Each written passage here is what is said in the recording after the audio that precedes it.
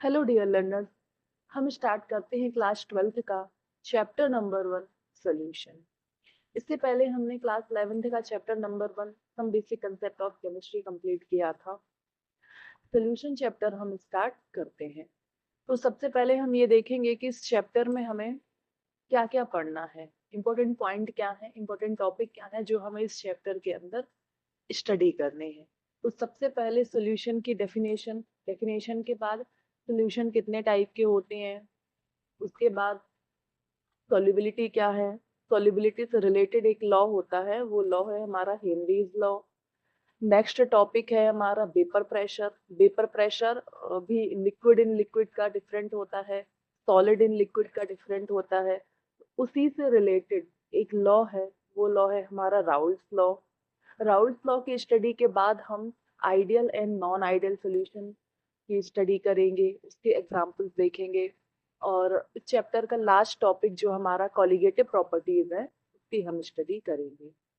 तो इस लेक्चर में हम बेसिक इंट्रोडक्शन की ही स्टडी करेंगे, मतलब सॉल्यूशन, सॉल्यूशन के टाइप और सॉल्युबिलिटी। तो चैप्टर स्टार्ट करते हैं हम। तो सबसे पहले सॉल्यूशन, व्हाट इज सॉल्यूशन, मतलब सॉल्यूशन की डेफिनेशन क्या है। तो सॉल्यूशन जो है तो वो एक क्या है, एक होमोजेनियस मिक्सचर है। होमोजेनियस मिक्सचर ऑफ टू और मोर कंपोनेंट, मतलब कोई भी मिक्सचर है और मिक्सचर कैसा है हमारा, होमोजीनियस है। होमोजीनियस का मतलब है उसमें जितनी भी फेज हैं वो एक दूसरे में कैसी है, मिक्स है, कंप्लीटली मिक्स है। मतलब जो कंपोनेंट का कंपोजिशन है वो थ्रू आउट द सेम रहेगा मिक्सचर में। और इसमें जो कंपोनेंट होते हैं वो टू भी हो सकते हैं या उससे ज्यादा हो सकते हैं। तो जो हमारा सोल्यूशन बनता है वो सॉल्यूट प्लस सॉल्वेंट के मिक्सचर से बनता है। अब सॉल्यूट जो है ये वन भी हो सकता है या मोर देन वन, मतलब एक एक से ज्यादा भी हो सकता है। बट हमारा जो सॉल्वेंट है वो एक ही होगा, मतलब कोई एक सॉल्वेंट है वो अपने अंदर एक से ज्यादा सोल्यूट को मिक्स करके सोल्यूशन बना सकता है। तो अब सॉल्यूट क्या है, सॉल्यूट और सॉल्वेंट। तो सॉल्यूट वो पार्ट होता है जो लेस अमाउंट में होता है, सॉल्यूट का अमाउंट होता है लेस और सॉल्वेंट का अमाउंट होता है हायर, हायर अमाउंट। एक डेफिनेशन तो हमारी ये हो गई कि जिसकी अमाउंट कम है वो होगा हमारा सॉल्यूट और जिसकी अमाउंट ज्यादा है वो हो जाएगा हमारा सॉल्वेंट। अब इसके बाद एक इसकी डेफिनेशन और होती है, वो है हमारी मेजर डेफिनेशन। मेजर डेफिनेशन ये है कि सॉल्वेंट वो होगा जो कोई सॉल्यूशन को अपनी फिजिकल स्टेट देता है। Solvent which gives our physical state, which gives our physical state, that is called solvent। मतलब जैसे हमने सॉल्यूशन बनाया वाटर और उसमें हमने शुगर ऐड कर दिया तो सॉल्यूशन हमारा बनेगा शुगर सॉल्यूशन। तो जो हमारा सॉल्यूशन बनता है वो लिक्विड स्टेट में बनता है। तो लिक्विड स्टेट में मतलब सॉल्वेंट हमारा क्या हो जाएगा, वाटर। मतलब जो अपनी फिजिकल स्टेट किसी सॉल्यूशन को प्रोवाइड कराता है वो कहलाता है सॉल्वेंट।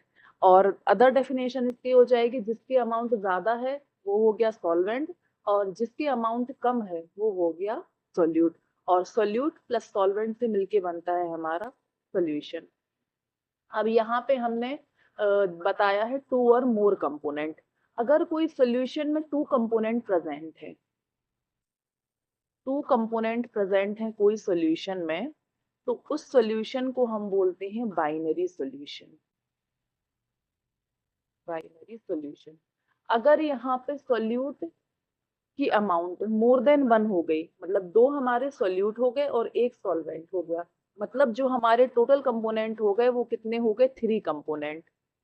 जब थ्री कंपोनेंट अगर कोई सॉल्यूशन में प्रेजेंट हो गए तो उस सॉल्यूशन को हम बोलेंगे टर्नरी सॉल्यूशन।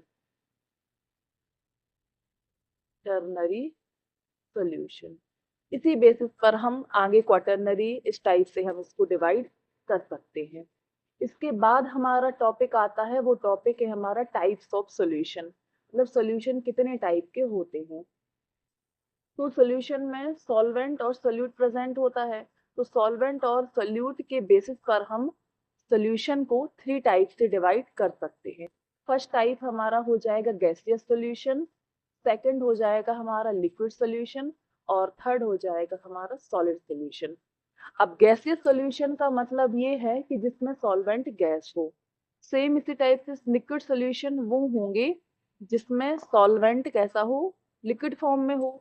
और सॉलिड सॉल्यूशन वो होंगे जिसमें सॉलिड हो हमारा, सॉरी, सॉल्वेंट हो हमारा सॉलिड फॉर्म में।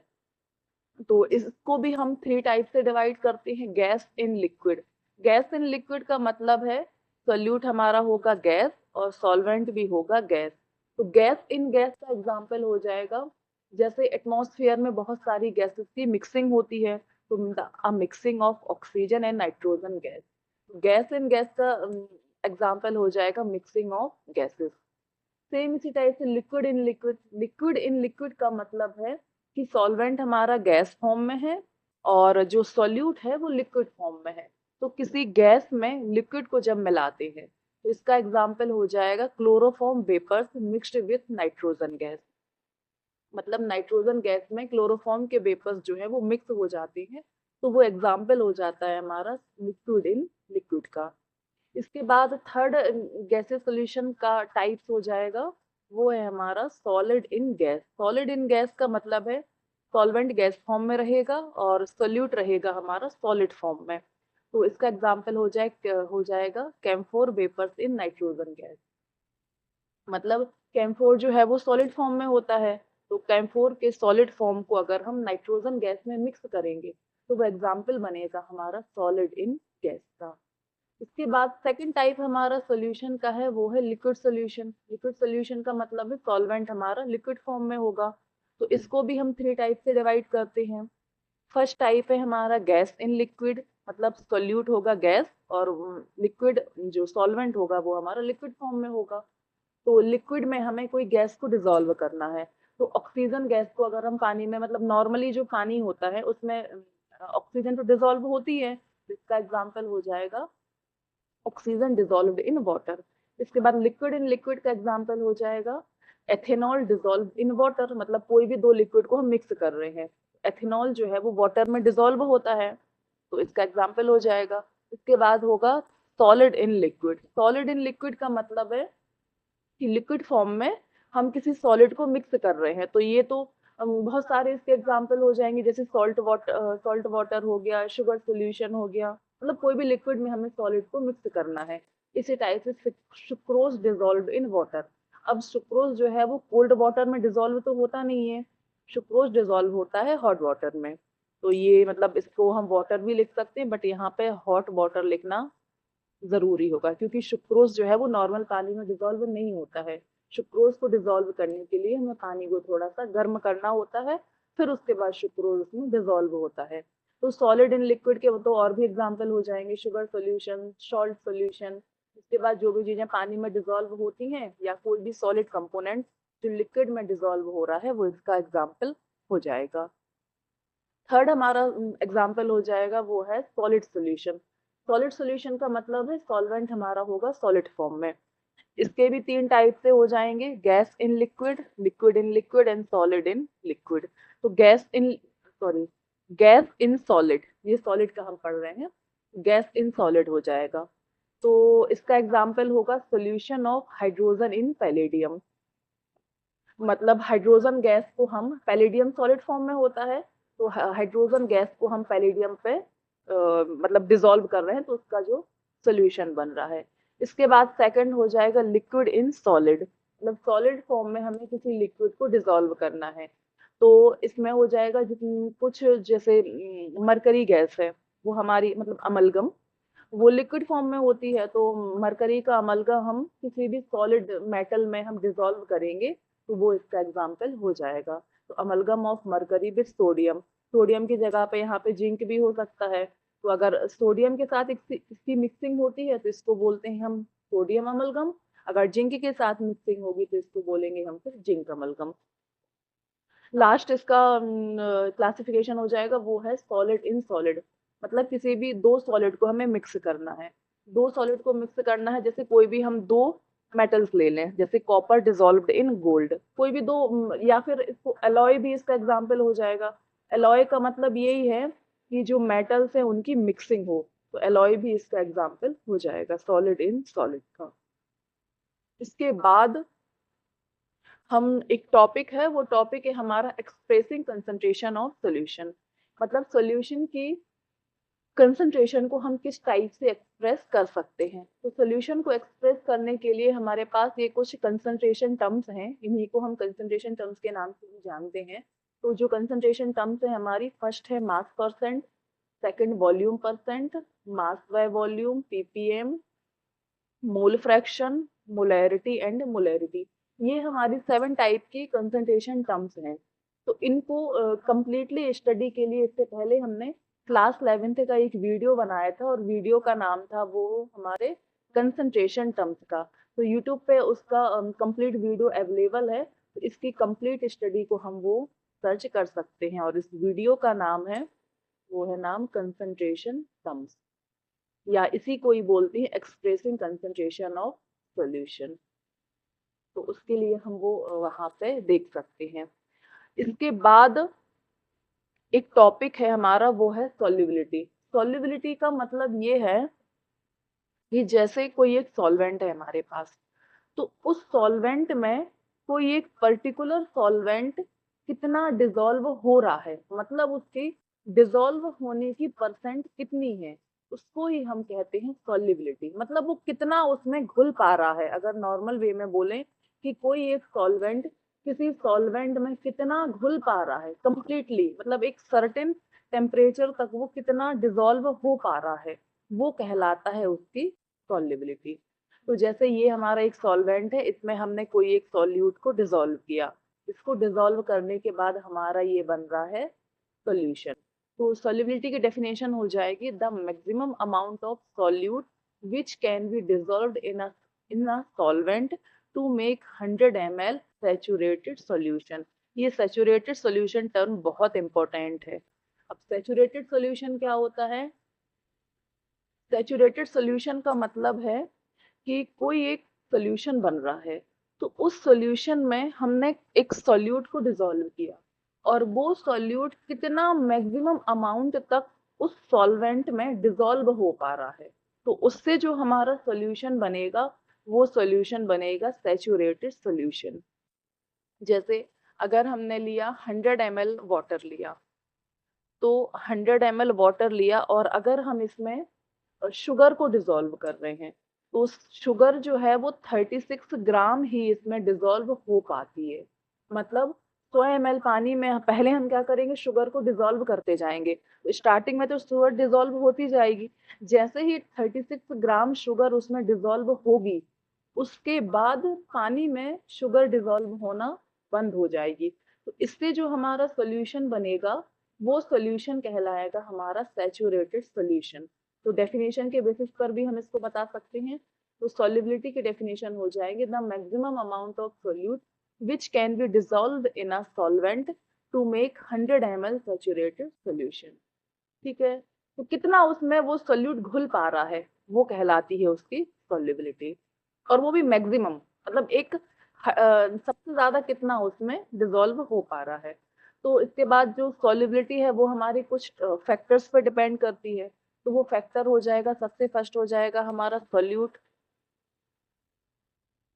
मतलब सॉल्वेंट में सोल्यूट कितना डिसॉल्व हो रहा है, उस पर भी सॉल्युबिलिटी डिपेंड करती है। सेकंड फैक्टर है हमारा सॉल्वेंट, मतलब जिसमें कोई सोल्यूट डिसॉल्व हो रहा है, उस सॉल्वेंट का नेचर कैसा है, उस पर भी सॉल्युबिलिटी डिपेंड करती है। इसके बाद थर्ड फैक्टर है, वो है हमारा प्रेशर। प्रेशर पे भी सॉल्युबिलिटी डिपेंड करती है। फोर्थ फैक्टर है जो बहुत ही इंपॉर्टेंट फैक्टर कहलाता है, वो है हमारा टेम्परेचर। तो इन चार फैक्टर पे हमारी सॉल्युबिलिटी डिपेंड करती है। अब कैसे डिपेंड करती है? सॉल्यूट, इसको हम आगे और अच्छे से डिवाइड करेंगे। वो है कि हमारा सॉल्यूशन कैसा है, मतलब लिक्विड इन लिक्विड का सॉल्यूशन है या गैस इन लिक्विड का सॉल्यूशन है। तो इन फैक्टर को हम आगे उसमें डिस्कस करेंगे। तो स्टार्ट करते हैं हमारा नेक्स्ट टॉपिक, वो है हमारा solubility of solid in liquid. मतलब लिक्विड सोल्यूशन है हमारा और उसमें हम किसी सॉलिड को डिसॉल्व कर रहे हैं, तो डिसॉल्व करने पे सॉल्युबिलिटी पे क्या इफेक्ट कर रहा है या कौन कौन से फैक्टर है जो सॉल्युबिलिटी को अफेक्ट कर रहे हैं। तो solubility of solid in liquid depends upon 3 major factor.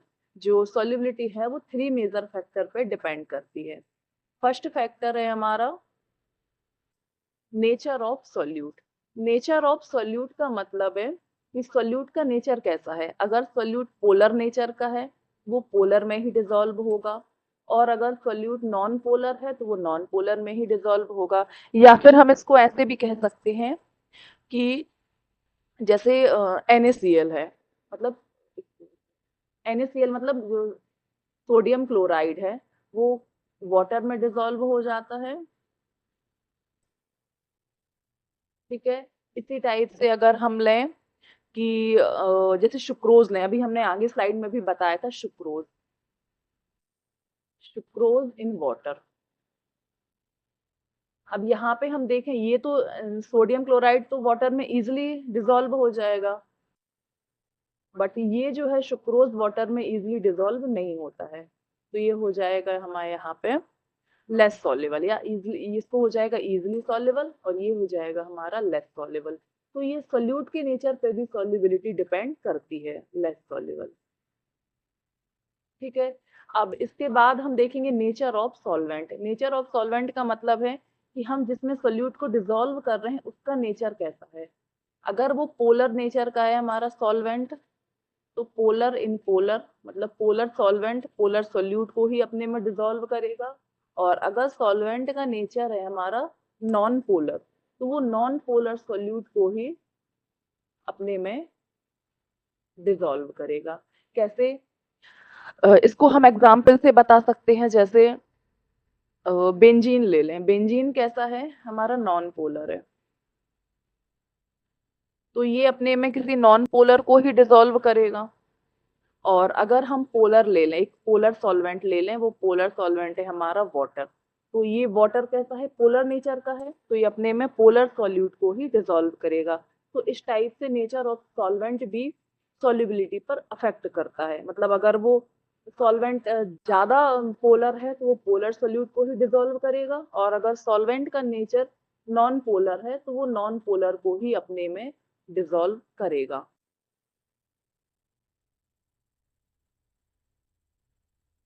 ठीक है, इसके बाद टॉपिक है हमारे यहाँ पे, अभी हमने देखा था solubility of solid in liquid.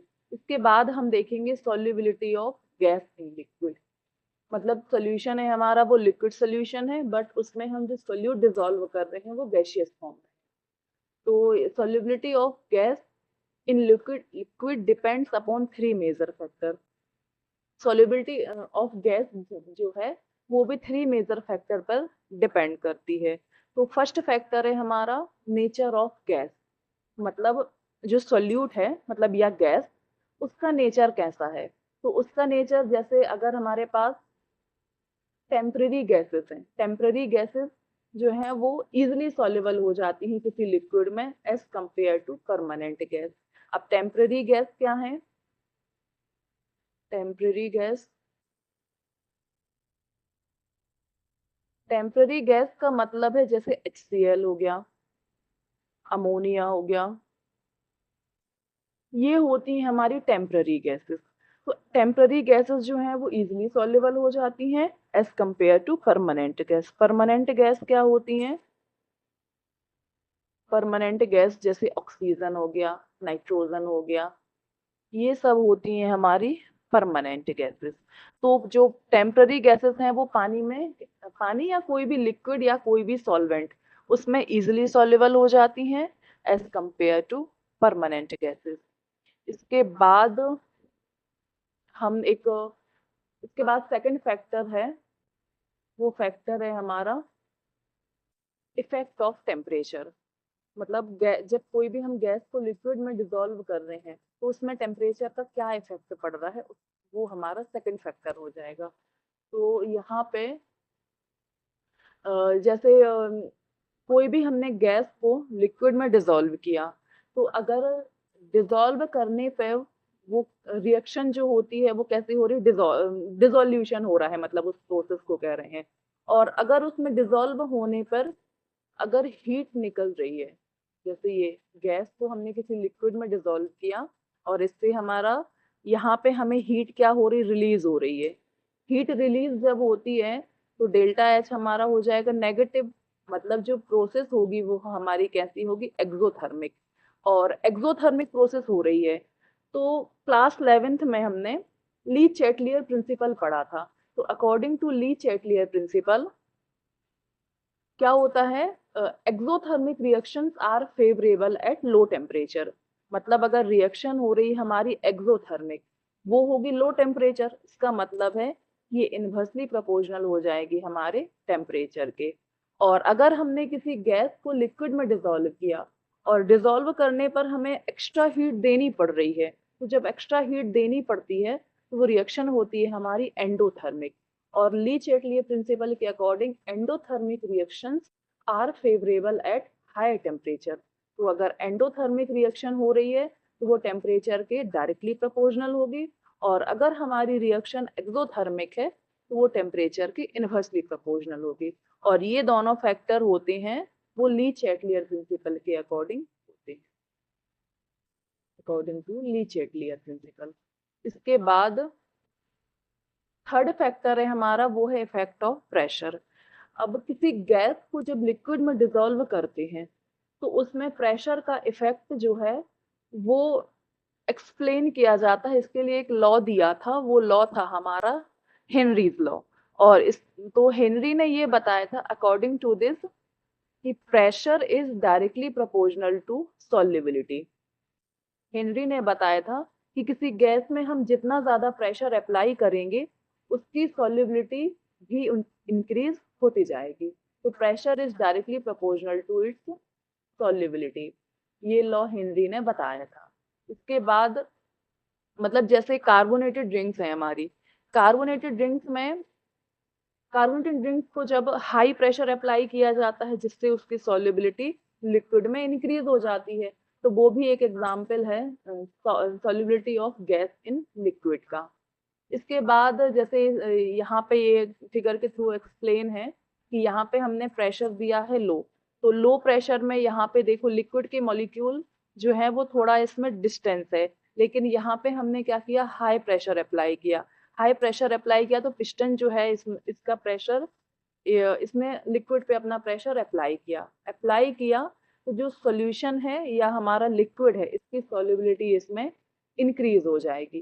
तो यहाँ पे इसके बाद हेनरी ने क्या किया, प्रेशर जैसे गैस है तो गैस में क्या होता है, बहुत सारे मॉलिक्यूल होते हैं और लिक्विड में भी मॉलिक्यूल होते हैं। तो प्रेशर की जगह पे गैस के लिए हेनरी ने पार्शियल प्रेशर नेम दिया यहाँ पे, और सॉल्युबिलिटी के प्लेस पर तो ये partial pressure is directly proportional हो जाएगा मोल फ्रैक्शन, क्योंकि सॉल्युबिलिटी जो हो रही है वो नंबर ऑफ मोल्स पे डिपेंड कर रही है और नंबर ऑफ मोल्स डिपेंड करते हैं हमारे मोल फ्रैक्शन पे।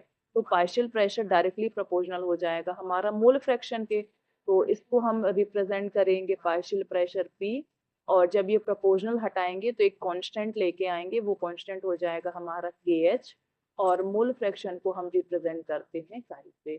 तो ये हमारा एक एक्सप्रेशन बन जाएगा और इस एक्सप्रेशन को ही हम हेनरी एक्सप्रेशन कहते हैं, और जो KH आया है हमारा ये हो जाएगा हेनरी कांस्टेंट। तो नेक्स्ट में तो हमारा लॉ बन के आया था P is equal to KH into काई।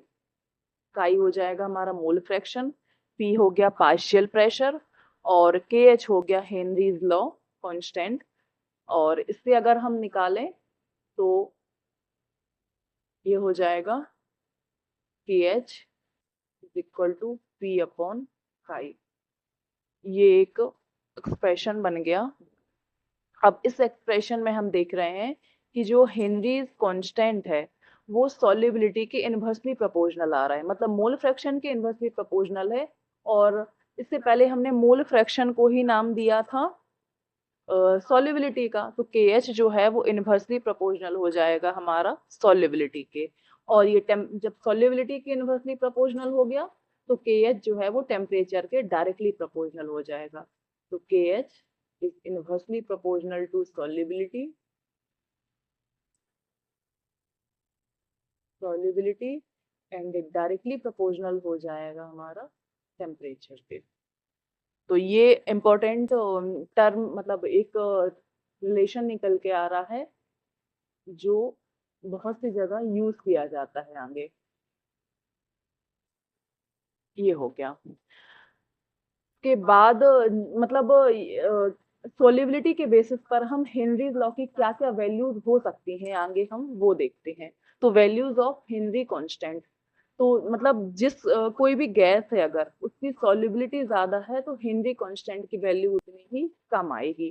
तो जैसे कार्बन डाइऑक्साइड, इसकी वैल्यू 1.7 होती है, नाइट्रोजन की 1.0, ऑक्सीजन की 34.8, organ, methane, hydrogen and helium. तो इस टाइप से हम सॉल्युबिलिटी को भी सॉल्युबिलिटी के बेसिस पर हम हेनरीज कांस्टेंट की वैल्यू को डिफाइन कर सकते हैं।